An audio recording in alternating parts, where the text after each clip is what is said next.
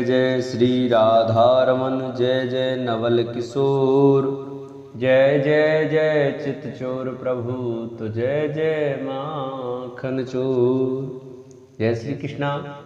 नमस्कार दोस्तों, स्वागत है आप सभी का मेरे YouTube चैनल आर के भक्ति ज्ञान में। भक्तों, आज हम आपको हरिवंश महापुराण की कथा में 25वें अध्याय की 25वें दिन की कथा सुनाएंगे, जिसमें कि रंगशाला में मल्ल युद्ध के विषय में श्री कृष्ण के विचार, श्री कृष्ण और बलदेव के द्वारा चाणूर और मुष्टक आदि का वध, कंस का संहार तथा पिता माता पिता के चरणों में प्रणाम करके दोनों भाइयों का उनके घर में जाने की कथा का वर्णन किया जाएगा। तो सभी भक्तजन हमारी हरिवंश महापुराण की कथा को श्रद्धा भाव और प्रसन्नचित्त मन से सुने।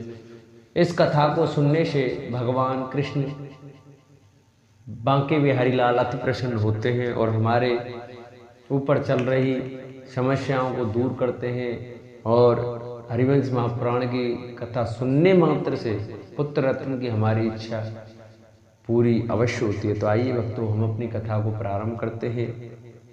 उससे पहले जो भक्त हमारे चैनल पर नए आए हैं, जिन्होंने अभी तक हमारे चैनल को सब्सक्राइब नहीं किया है, वो हमारे चैनल को सब्सक्राइब करें। वीडियो अच्छी लगे तो वीडियो को लाइक करें और कमेंट में जय श्री कृष्ण जय श्री राधे अवश्य लिखें। नारायणं नमस्कृत्य नरं चैव नरोत्तमं देवीं सरस्वतीं व्यासं ततो जयमुदीरये। गजाननं भूतगणादिसेवितं कपितजम्बुफलचारुभक्षणं उमासुतं शोकविनाशकारकं नमामि विघ्नेश्वरपादपङ्कजं। गुरुर्ब्रह्मा गुरुर्विष्णु गुरुर्देवो महेश्वराय, गुरुर्साक्षात् परब्रह्म तस्मै श्रीगुरवे नमः।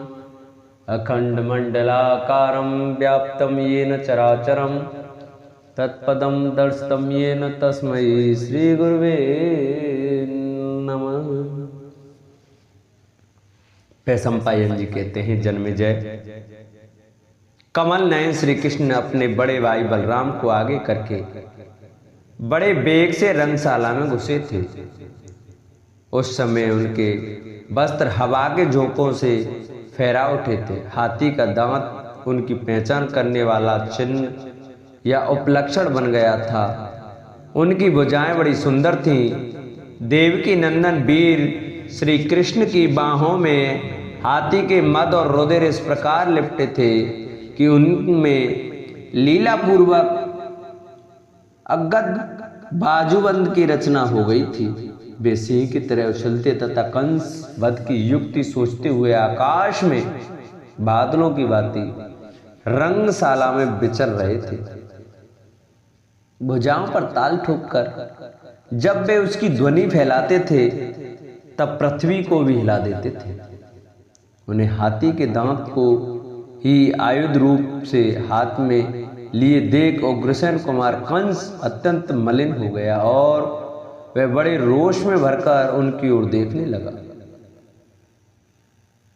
अपने हाथ में सटे हुए उस गजदंत से सुशोभित होने वाले श्री कृष्ण अर्धचंद्र के बिंब से संयुक्त हुए एक शिखर वाले पर्वत के समान जान पड़ते थे।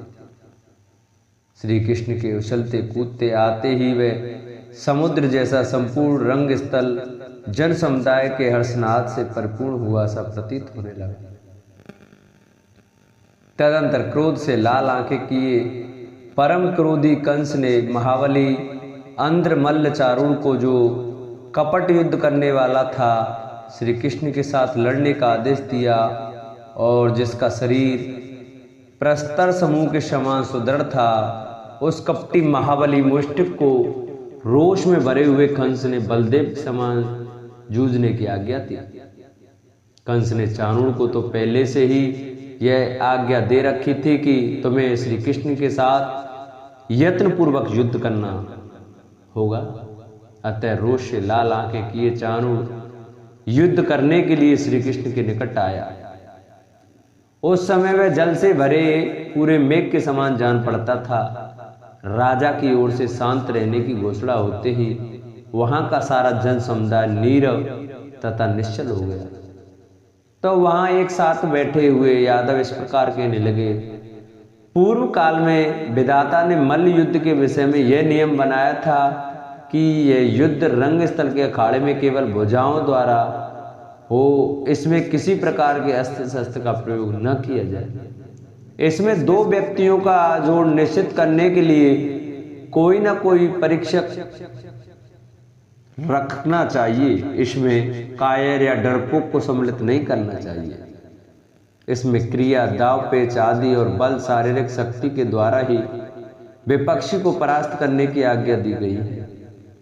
समयोचित कर्तव्य को देखने और समझने वाले पुरुषों को उचित है कि वे सदा योद्धाओं के लिए जल प्रस्तुत करके उनकी भारी थकावट दूर करें और गोबर का चूर्ण सुलभ करके पहलवान का सदा सत्कार करना चाहिए। युद्ध परीक्षकों ने यह बताया है कि जो जिस मार्ग दाव पेच से लड़े उसके साथ उसी के अनुरूप दाव लगाकर भूमि पर खड़े हुए के साथ खड़ा होकर ही लड़ना चाहिए और एक एक योद्धा को क्रम से एक एक के साथ लड़ना चाहिए। कोई बालक हो, वृद्ध हो, मध्य अवस्था का हो, दुर्लभ हो अथवा बलवान हो, वह यदि अखाड़े में उतरे तो उसके जोड़ का विचार उसी की कक्षा के लोगों में से ही करना चाहिए। शारीरिक बल और क्रिया, दाव पेच से ही बाहु युद्ध करने का विधान है। विज्ञ पुरुष को चाहिए कि प्रतिद्वंदी को गिरा देने के बाद उसके साथ और कुछ न करे। इस समय रंग स्थल में श्री कृष्ण और अंध मल्ल चारूढ़ का युद्ध प्रस्तुत है। परंतु इनमें श्री कृष्ण तो अभी बालक हैं और चारूढ़ विशालकाय पहलवान है। इस विषमता पर विचार क्यों नहीं किया जाए, यह सुनकर उस जन समाज में कोलाहल मच गया। तब भगवान श्री कृष्ण उछल पड़े और इस प्रकार बोले, मैं बालक हूं और यह महामल्ल अंध शरीर से पर्वत जैसा दिखाई देता है, तथापि इस बाहुशाली वीर के साथ मेरा युद्ध हो यह मुझे पसंद है।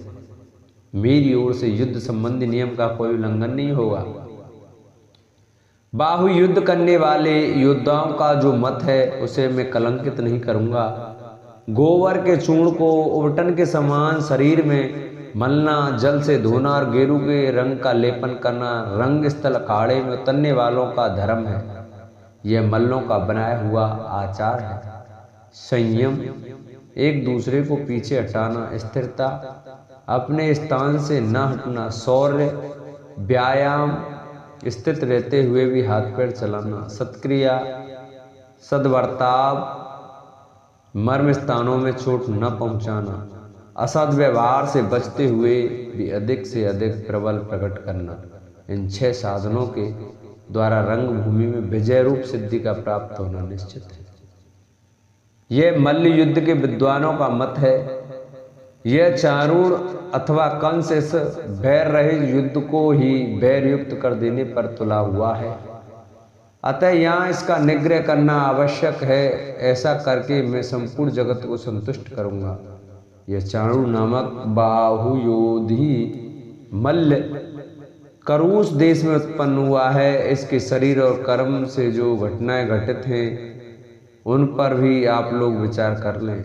इसने रंग भूमि में अपना प्रताप प्रकट करने या दबदबा जमाने की इच्छा से बहुतेरे पहलवानों को भूमि पर गिराने के बाद मार डाला है और इस प्रकार मल्ल मार्ग को कलंकित किया है।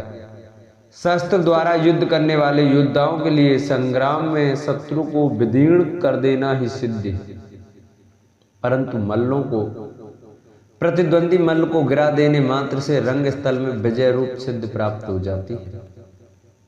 शस्त्र युद्ध में विजय पाने वाले को अक्षय कीर्ति प्राप्त होती है। यदि वह रण क्षेत्र में शस्त्रों द्वारा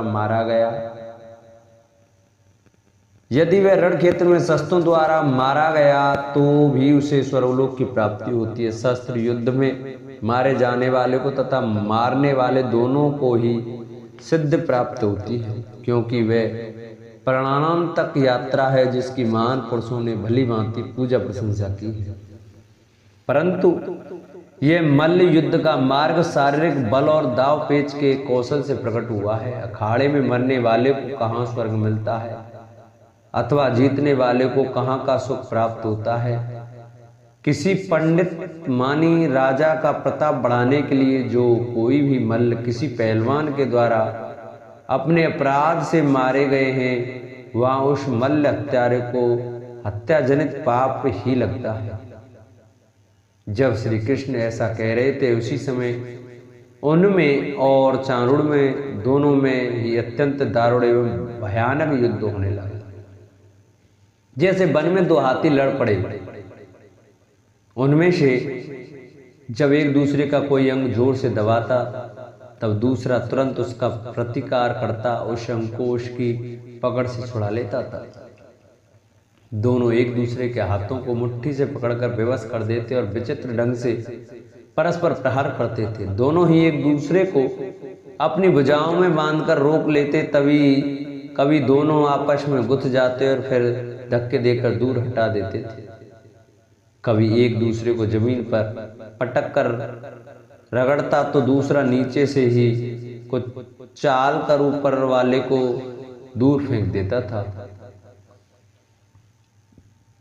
इस प्रकार खड़ा हो अपने शरीर से दबदबा उसके अंगों को भी मथ डालता था। वे दोनों एक दूसरे से सटकर ऐसे जान पड़ते थे मानो दो पर्वत पर परस्पर भिड़ गए हों। कभी दोनों को बलपूर्वक पीछे हटाते और मुक्कों से एक दूसरे की छाती पर चोट करते थे। कभी एक को दूसरा अपने कंधे पर उठा लेता और उसका मुंह नीचे कर घुमाकर पटक देता था, जिससे ऐसा शब्द होता था मानो किसी शुकर ने चोट की हो। कभी वे दोनों योद्धा एक दूसरे के शरीर पर कौनियां और घुटनों से चोट करते थे। कभी हाथ की उंगलियों को फैलाकर एक दूसरे को पीटते थे, कभी आपस में पंजे लड़ाते थे, कभी रोष पूर्वक उंगलियों के नखों से बकोट लेते थे, कभी पैरों में उलझाकर दोनों को गिरा देते। इस प्रकार भयंकर दाव पेचों का प्रयोग करते थे। कभी घुटनों और सिर से टक्कर मारते थे, जिससे पत्थरों के टकराने के समान शब्द होता था। जन समुदाय के समक्ष किए जाने वाले उस उत्सव में सूरवीरों के निकट उन दोनों में केवल बाहुबल, शारीरिक बल तथा प्राण बल से किसी अस्त्र शस्त्र के बिना ही बड़ा भयंकर युद्ध हुआ। उस युद्ध के रंग में सब लोग रंग गए। सभी दर्शक विजेता का उत्साह बढ़ाने के लिए जोर जोर से हर्षनाद कर उठते थे। दूसरे लोग मंचों पर बैठे बैठे ही साधु साधु बहुत अच्छा की घोषणा करते थे। यह सब देखकर सुनकर कंस के बदन से पसीने छूटने लगे। उसकी आंखें श्री कृष्ण की ओर ही लगी थीं। उसने बाएं हाथ से संकेत करके बाजे बंद करा दिए। कंस ने जब मृदंग आदि बाजों का बजाना रोक दिया तब आकाश में देवताओं के अनेक प्रकार के बाद स्वतः एक साथ बज उठे। कमल ने श्री कृष्ण के युद्ध करते समय सब प्रकार के वाद्य स्वयं ही बजने लगे और उनकी ध्वनि सब ओर छा गई। देवता अदृश्य होकर श्री कृष्ण की विजय चाहते हुए अपने काम रूपी विमानों द्वारा विद्याधर गणों के साथ वहां आकाश में विचर रहे थे। समस्त सप्तऋषि वहां के आकाश में स्थित हो कहने लगे, श्री कृष्ण तुम्हें इस मल्ल रूपी दानव चारूण पर विजय प्राप्त हो। कंस की मृत्यु को समीप देखने वाले देवकी नंदन भगवान श्री कृष्ण ने चारूण के साथ चिरकाल तक युद्ध की लीला करके अपने में अनंत बल का समावेश किया। फिर तो धरती डोलने लगी, वहां बिछे हुए मंच झूमने लगे और कंस के मुकुट से भी उत्तम मणि गिर पड़ी। चारूण की जीवनी शक्ति अथवा आयु क्षीण हो चुकी थी। श्री कृष्ण ने अपनी दोनों भुजाओं से चारूण को झुकाकर उसकी छाती में घुटने से चोट करके उसके मस्तक पर मुक्के से प्रहार किया। इससे स्नायु बंधन तथा आंसू और रक्त के साथ उसकी दोनों आंखें बाहर निकल आईं और ऐसी दिखाई देने लगी मानो हाथी को कसने वाली रस्सी या जंजीर में दो सोने की घंटियां लटक रही हैं। आंखें निकल जाने पर जीवन के अंत में प्राण शून्य हुआ चारूण अखाड़े के बीच में गिर पड़ा। जिसकी आयु समाप्त हो गई थी, उस चारूण मल्ल के शरीर से वह विशाल रंग स्थल इस प्रकार अवरुद्ध दिखाई देता था मानो किसी पर्वत से रुंध गया हो।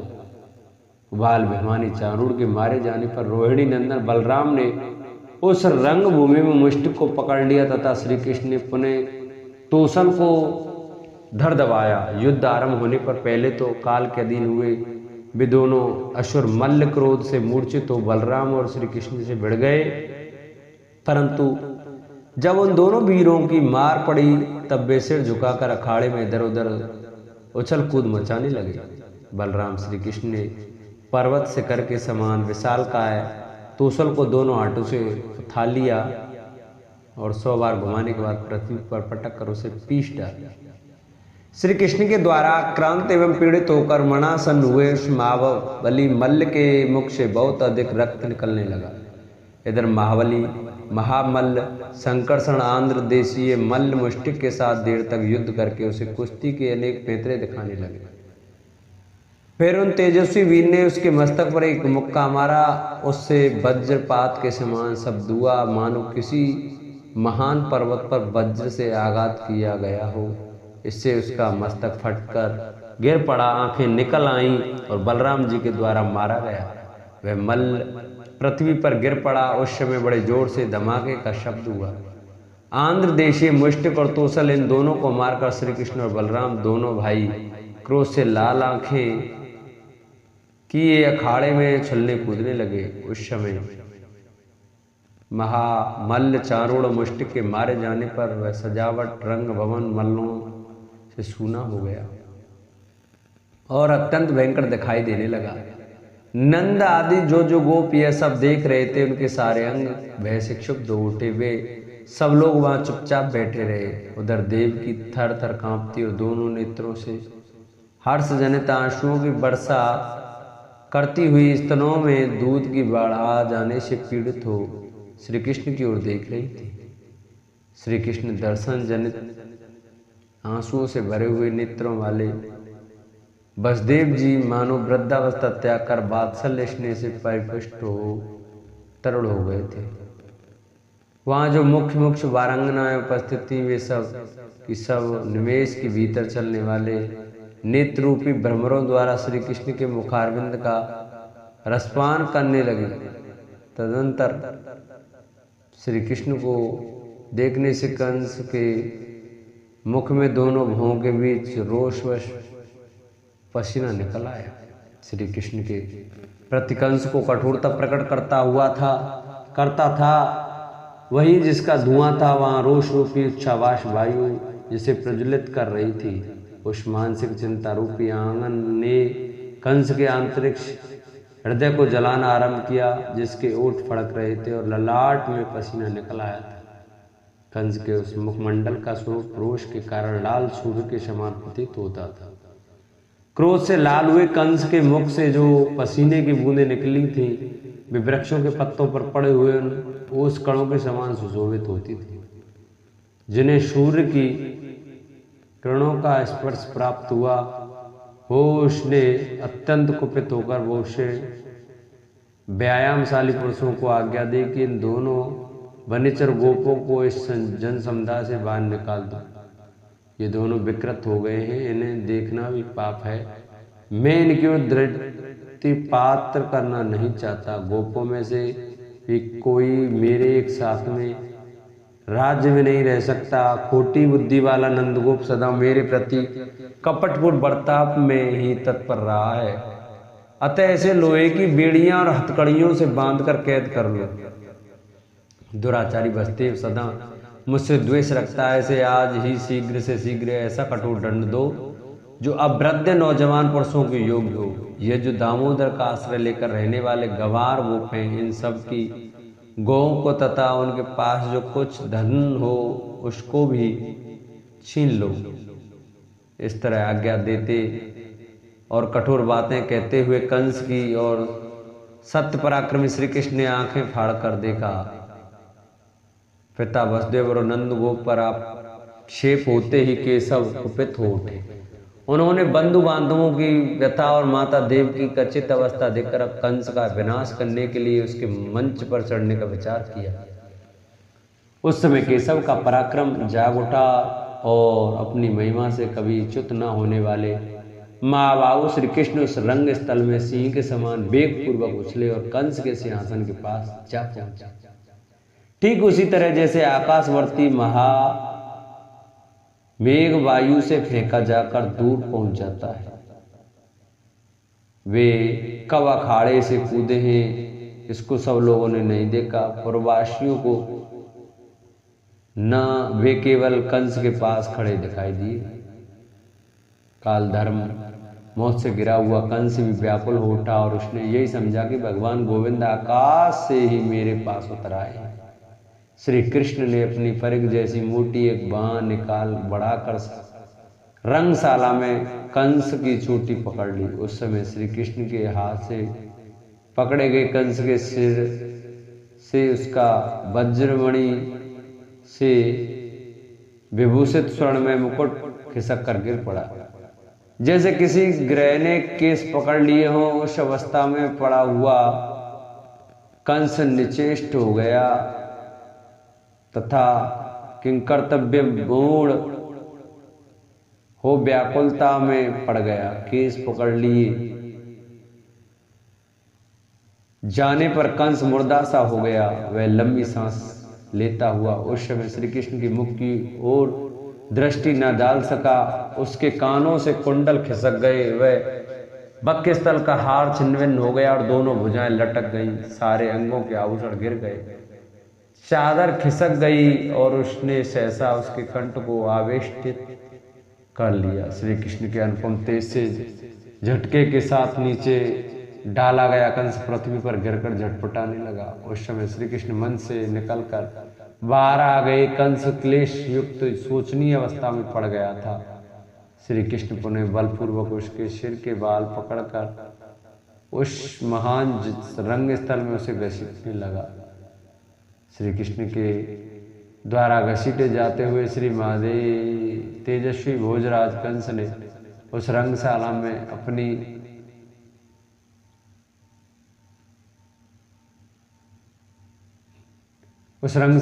देह की रगड़ से खाई सी बना दी। रंगशाला में खिलवाड़ करते हुए घसीट कर निर्जीव हुए कंस के शरीर को श्री कृष्ण ने पास ही छोड़ दिया।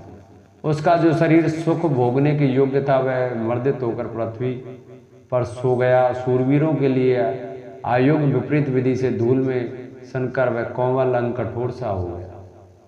गर्दन टूट जाने से उसका शरीर अस्त व्यस्त हो गया था।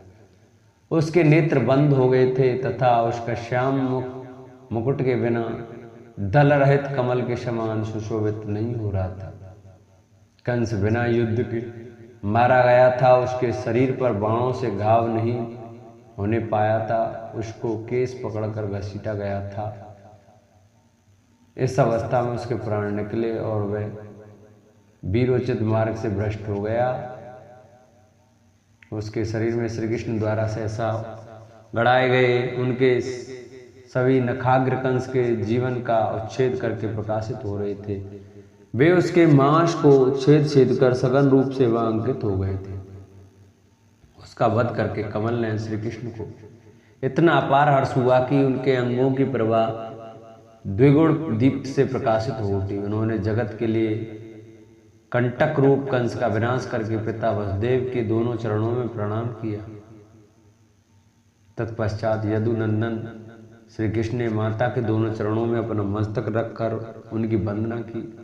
उस समय देवकी के आनंदातिरेक से निकले हुए अपने स्तनों के दूध से उन्हें सींचने लगी। तदंतर अपने तेज से उद्दीप्त हुए श्री कृष्ण ने भय और स्थिति के अनुसार उन समस्त यादवों की कुशल पूछी। इधर धर्मात्मा बलदेव ने भी कंस के ओजस्वी भ्राता सुनामा को अपनी दोनों भुजाओं द्वारा ही वेगपूर्वक मार गिराया। शत्रु और क्रोध को दोनों को जीतकर ब्रज में चिरकाल तक रहते हुए वे दोनों वीर मन ही मन हर्ष और उल्लास से भरकर अपने पिता के भवन में गए। इस प्रकार श्री हरिवंश महापुराण के अंतर्गत विष्णु पर्व में कंस वध विषयक 25वां अध्याय पूरा हुआ। बोलो हरिवंश महापुराण की जय। बोलो बाल कृष्ण लाल की जय। जिन भक्तों को हमारी हरिवंश महापुराण की कथा, हरिवंश महापुराण की वीडियो अच्छी लगी हो वो हमारी वीडियो को ज़्यादा से ज़्यादा शेयर करें। जिन्होंने अभी तक चैनल को सब्सक्राइब नहीं किया वो चैनल को सब्सक्राइब करें, वीडियो को लाइक करें और कमेंट में जय श्री राधे जय श्री श्याम अवश्य लिखें। बोलो हरिवंश महापुराण की जय।